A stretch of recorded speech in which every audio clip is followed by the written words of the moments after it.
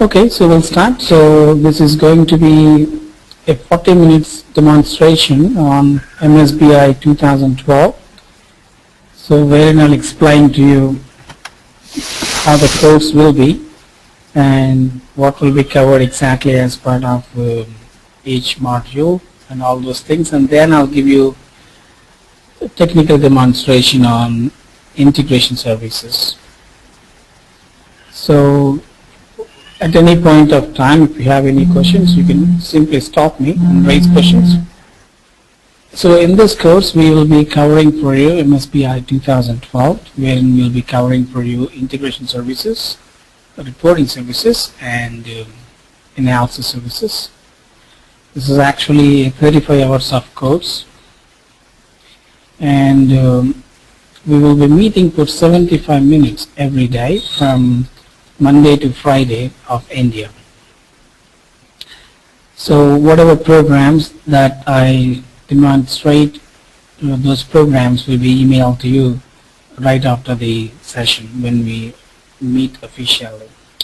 First, it's just a demo session, so you don't get any demo files for today.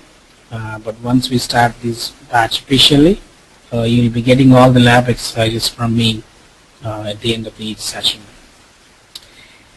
Okay, and coming back to, that's all about what will be covered as part of the course and the course duration as well as the session duration, and also on which days we meet.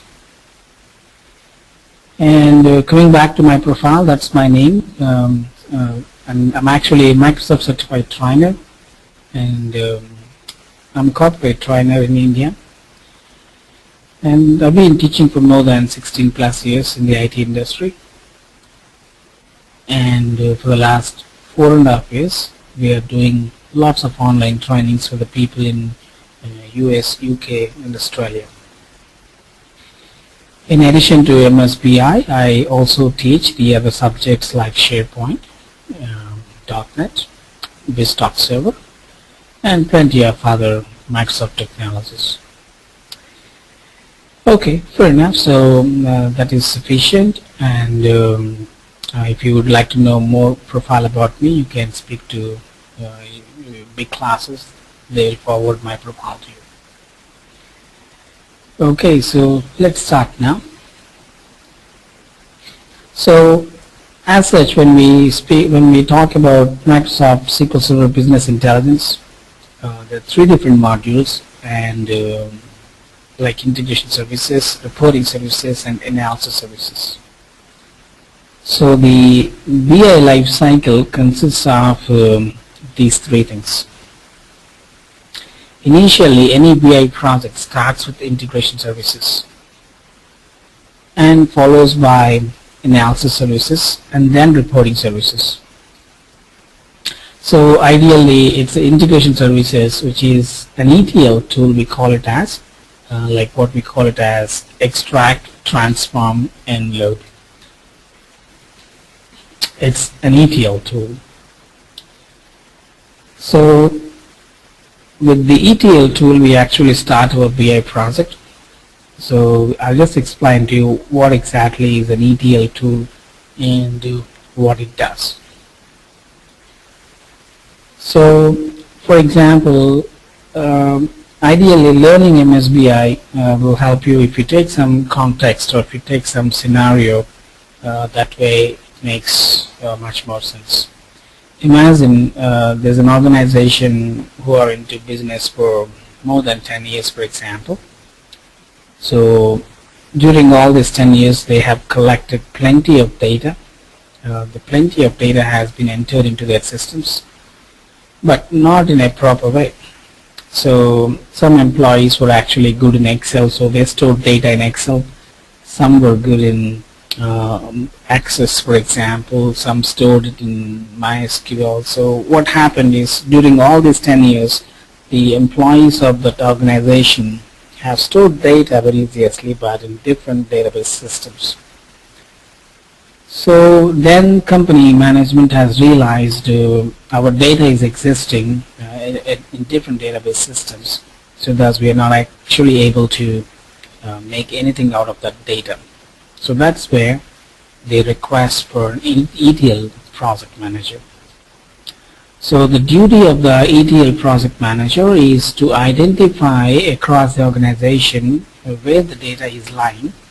So then that guy has realized the data was actually spread across Excel, for example, Access, or maybe SQL Server, Oracle, or MySQL, or Paradox, or DB2, whatever it is. So now the ETL project manager has realized the data is actually existing in different database systems. Now he likes to move all this data into the SQL Server. So that's how an ETL tool actually helps you to extract data from multiple data sources and load it into a single central destination. So that's, you now know what you mean by extract and what you mean by load. Extract from multiple data sources and load it into a single destination. Obviously, extraction and loading cannot be so straightforward. If you're looking at the incompatible database systems with the data types and all, you get a lot of problems. That's where we need to go for transformations. So learning transformations is obviously the biggest thing when you're learning SQL Server integration services. So now you have some idea of what exactly is an ETL tool. Its purpose is to extract data from multiple database systems and load it into a single destination. So of course ETL tool can load your data into multiple destinations as well. That's not a problem. Okay, imagine all the data from the 7 systems, I was able to successfully have it in SQL Server central destination. So this data I can analyze with the help of the analysis services, and analyze the data we can present it to the users with nice looking user interface with the help of reporting services. So that is how a BA project goes on. So our first duty is to extract and load it, have your data in one place, and with the help of SQL Server analysis services, analyze that data. So what do you mean by analyzing the data? Means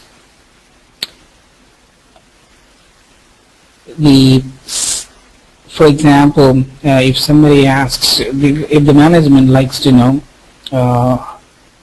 what was the sales amount in the last 4 quarters of the last 5 years of so-and-so product sold by so-and-so salesperson. So that was a pretty big query. So if I have to really get the answer or the results of that such a lengthy query given by the management, obviously we need to be a skilled SQL Server developer who should be good in writing SQL queries and get me the data.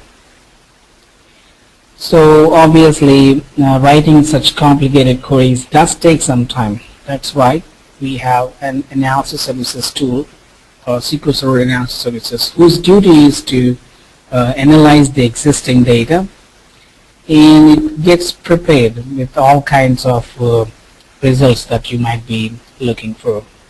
Thus, when we use SQL Server analysis services, you don't need to be a skilled SQL developer who is good in writing queries.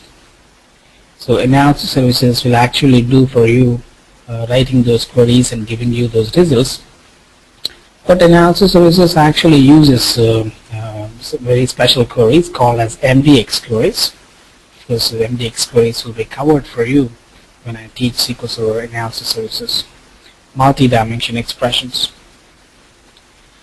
So SSAS doesn't use transact SQL queries, it actually uses MDX queries. So once the analyzed data is ready for you, then we show it to the user with some good user interface with the help of the reporting services. So that is how we have the complete BI life cycle of integration services, analysis services, and reporting services. This course covers you all the 3 modules. Okay, now you have some idea of what a BI project looks like, and it's time for me to go show you a quick demonstration on integration services. The purpose of this demonstration is not to make you remember what I am going to do today. It's only going to explain to you how the presentation from my side and how the subject looks like. Okay, so let's start. When we meet officially, that's the time I can actually guide you from where you can download SQL Server in case if you don't have it, and also we help you in setting up the system properly.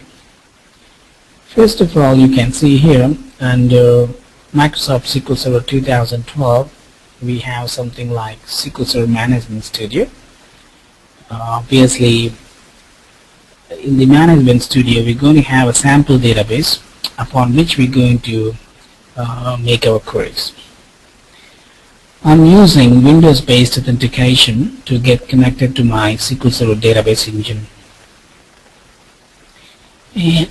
And you can see when I expand my databases, I've got a couple of sample databases. In fact, throughout this course we'll be working on a sample database like AdventureWorks. We will be downloading it from codeplex.com. I'll help you downloading those databases and attaching to the SQL Server Management Studio and all in the next session. So suppose, for example, if you can see in my AdventureWorks database, I've got plenty of tables already, and all these tables have got lots of data. The reason why we use sample databases when you're learning a BI product is because the more data you generally have it to play around. Website like codeplex.com, that's where you have the sample databases that you can download.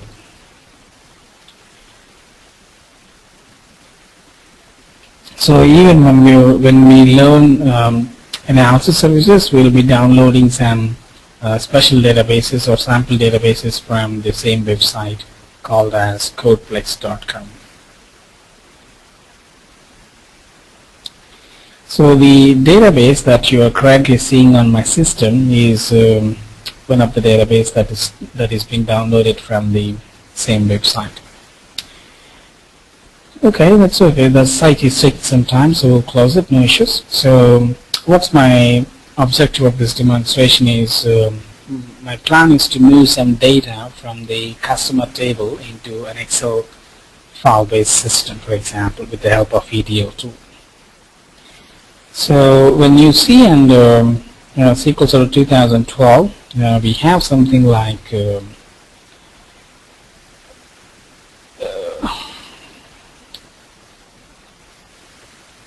okay, you can actually open VS 2010. In fact, when I open my VS 2010, the other name for VS 2010 when you're learning Microsoft SQL Server Business Intelligence, we call it as BITS Editor, Business Intelligence Development Studio. So officially we use the word here BITS, Business Intelligence Development Studio, or some people call it as Visual Studio. So what you have to do, you have to click on File New Project, and you can see there is some business intelligence here. So I'm actually going for Integration Services project. Similarly we have Analysis Services and Reporting Services. So in this part of demonstration I'm going for Integration Services, and let's call this as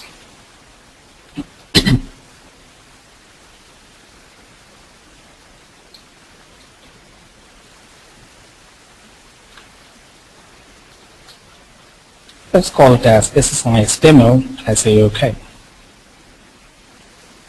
So the moment you create an empty integration services project, so this will have lots of packages. In fact, we use the word packages when we are learning integration services. Packages have an extension called as DTSX, Data Transformation Services.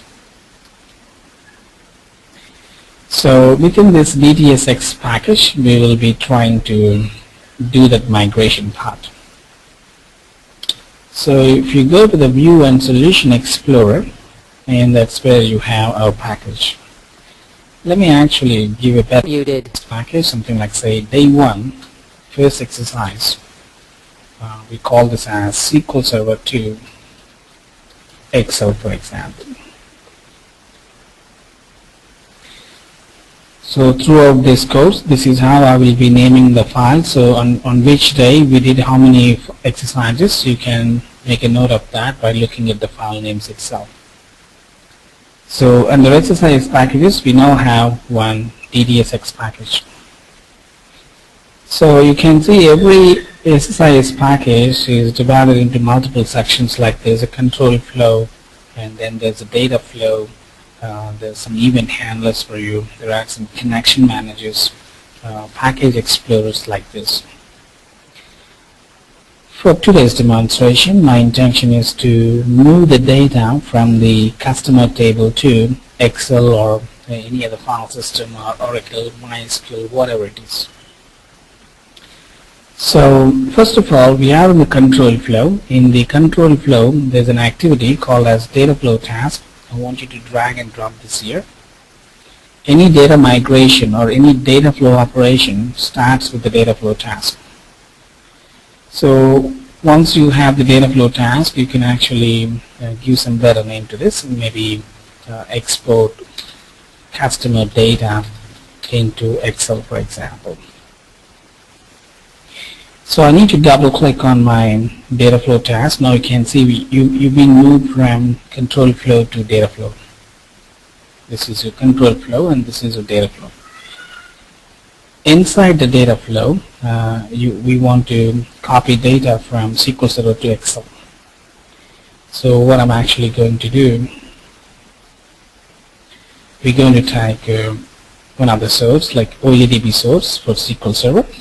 In fact, OLEDB source helps you to connect to other database systems as well. As we do this course, we'll be learning each and every data source and data destinations. At the end of the day, when you're learning SQL Server Integration Services, you will learn everything what is in the data flow. When you are in the data flow, you see you have a toolbox here with so many transformations. So you will actually learn all these 40 activities in the data flow. And also when I'm in the control flow, we have some different 40 activities. So at the end of the day, throughout this course, you'll be learning each and every activity that you see in the toolbox. So that's how you can identify what will be covered for you when you're learning integration services. You have to focus on the control flow toolbox activities and then the data flow toolbox activities. So I've got my OLEDB source, and the destination can be a flat file for the time being, or it can be an Excel destination, for example. Of course, anyway, in any case, first I'm trying to export this data to a flat file, unlike Excel. That will be my second example. So you can notice here, the moment you have these activities, there's a cross sign here. That means there are some errors in this package right now. That's because you haven't yet configured you want to get connected to which data source. So you can simply double click on the OLEDB source.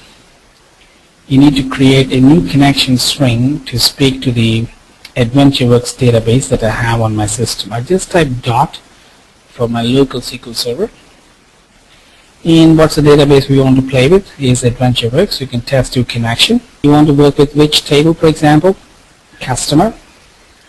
And then in the columns, you can see these are the ways I'm going to export only the data of these 4 columns, like title, first name, last name, and company name. Perfect. So that's your customer's details. It's got 2 dangling lines, we call it as. So what we call them as pipes through which the data actually travels. So you need to connect not the red one, the other one, to the next activity. Now we'll see the red one we use when something goes wrong. We use it for the error handling. So once I connect this pipeline to my destination. So I can simply double click on my destination. So where would you like to have this output file? Somewhere on my desktop.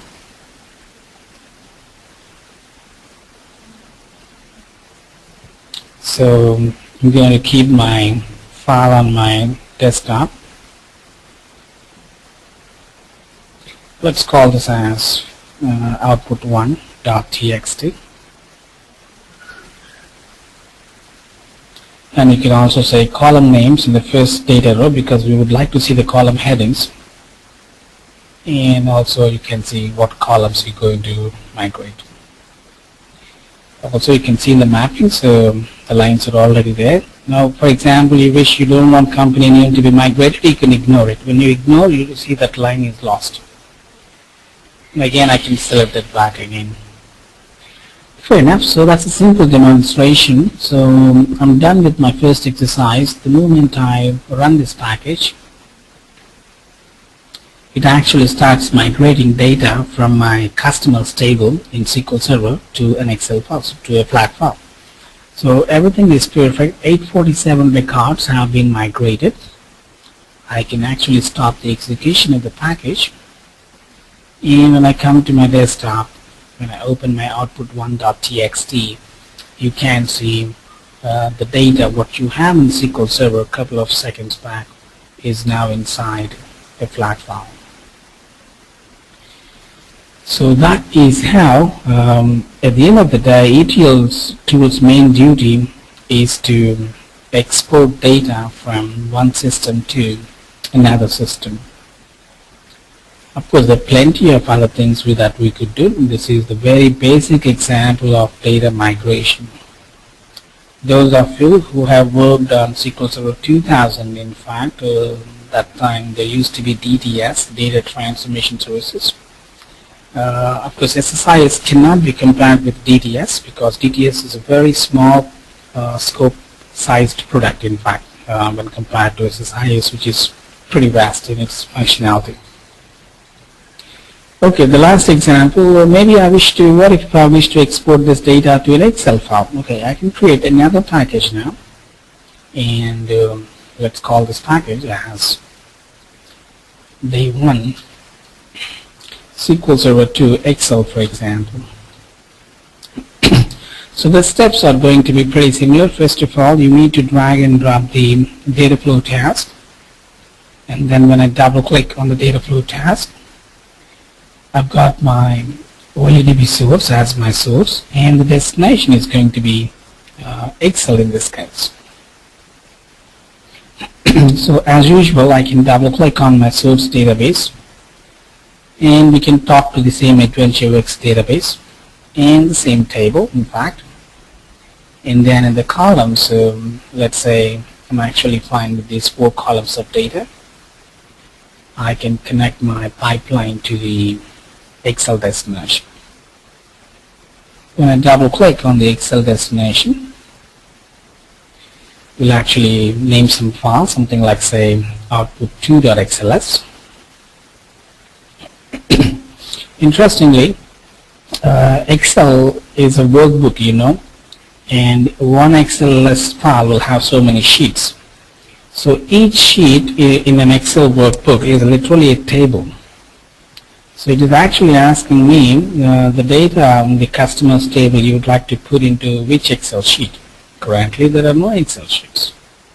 But if at this point of time, if I can come down to my desktop, you can see there's no output2.xls for me unless I actually click OK here. So let me go ahead and try to create some sheet name. The sheet name can be anything. Let's call this as customer details. So you can notice here these are the 4 columns that you wish to migrate. And I select my sheet name, and then you can see in the mappings. Perfect. Everything is nice. Interestingly, when I run this package, I'm actually getting an error. It tells me there's a cross site here where you can see what the error. You can go to the progress and you can see the requested OLEDP4 is not registered. If the 64-bit driver is not installed, run package in 32-bit mode. Ideally, what happens? This error normally you see only if the destination is Excel. No other destinations you get this error, because Excel doesn't support 64-bit. That's the reason you get this problem. So to solve this problem, what you have to do, you have to go into the properties of your project and change the debug mode from 64-bit to 32-bit.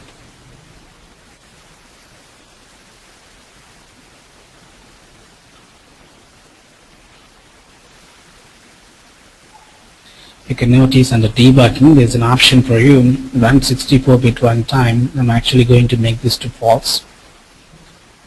So now Excel doesn't mind that. It's because it's just 32-bit. Now everything is perfect. All the 847 records have been moved from source to the destination. And now you can see there's an output 2.xls file that has the same data what the SQL Server table has got, and you can see the headings as well here. So that is how we can move data from SQL Server to a flat file or SQL Server to an Excel file. One last point here. Suppose what if as an SSIS developer you would like to know what data is actually traveling through this pipeline. You can see that.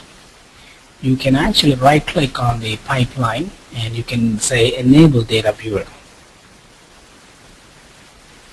All these things I will be covering for you again when we meet officially on day 1. The purpose of this demonstration is just to give you an idea or feel what SSIS is all about. So now if I test this package after the data viewers have been enabled, now you can see the data has started moving from the source to the pipeline. It hasn't reached the destination, but currently what data is actually going to SQL Server to the destination, I can see in a data viewer window. So this is purely for debugging or for some kind of testing purpose by the developer. So once I'm happy with this, when I detach this, it actually goes on, and now you can see if the data has reached the destination. So that's how integration services is purely meant for moving data from one place to another place. And of course, there are plenty of transformations that you need to learn while we are learning SSIS. Okay, cool stuff. I'll stop here. If you have any questions, you can speak to me.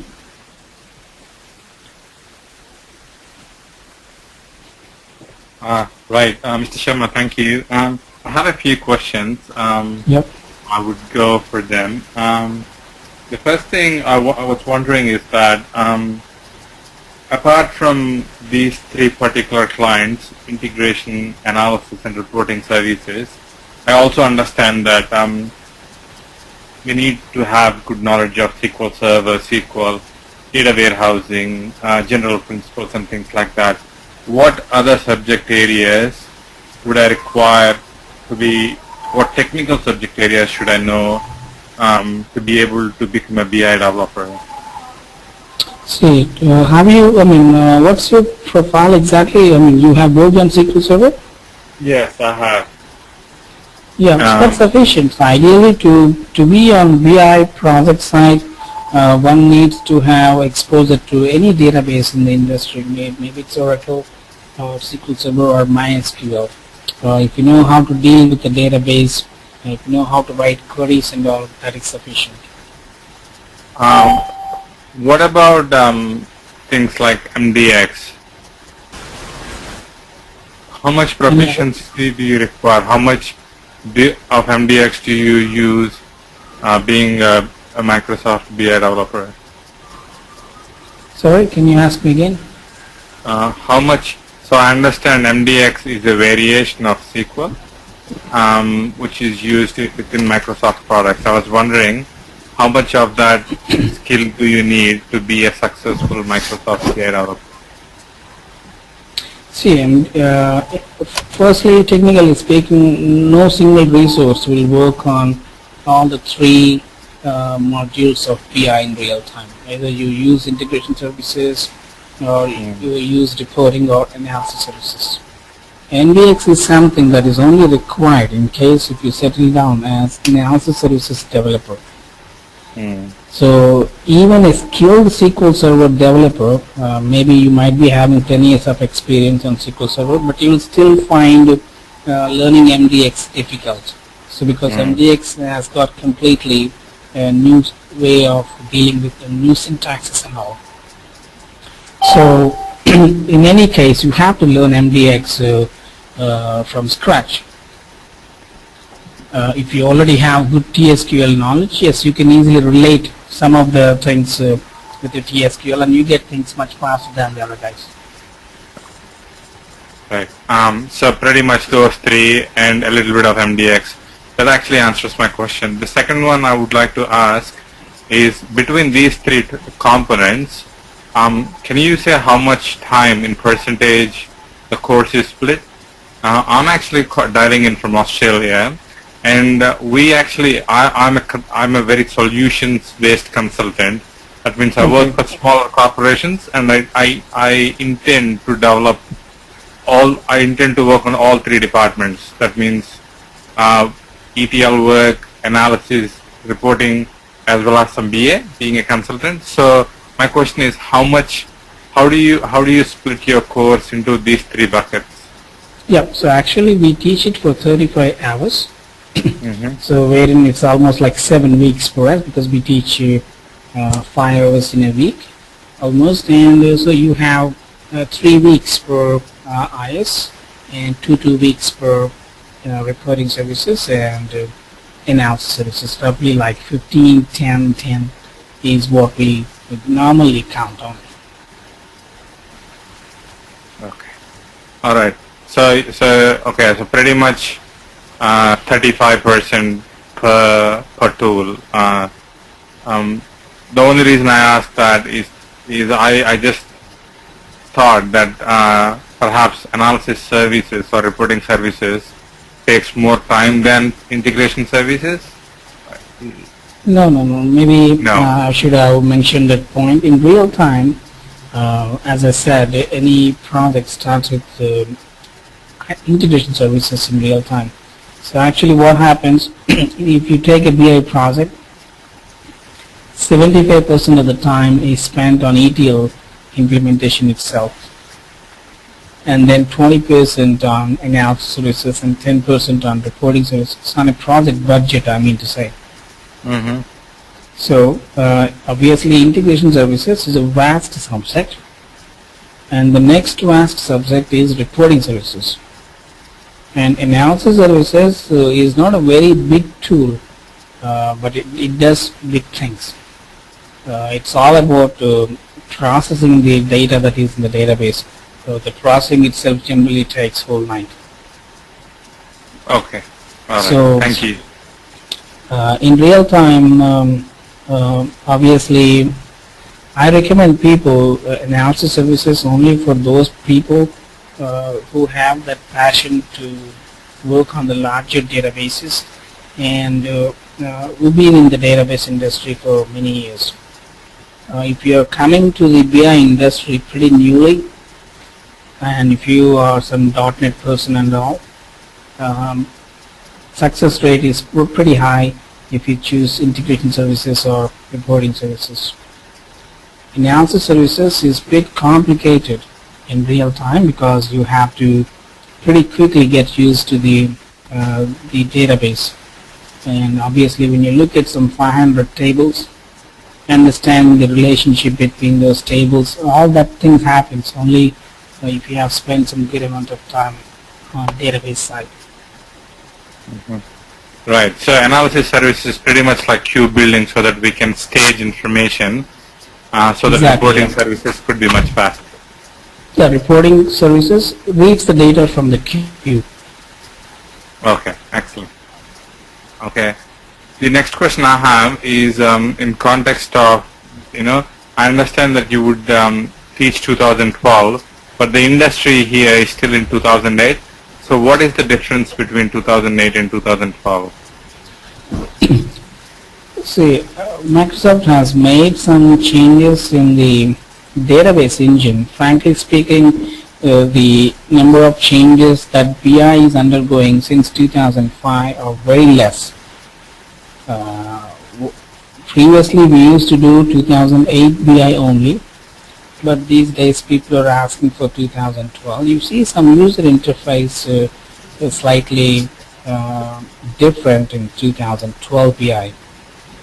Frankly speaking, when I do the next session, I will do the same exercise once in 2008 and once in 2012, so you get to know there's not much differences. There are some new transformations that have been added, like DQS and all in 2012, which were not there in 2008.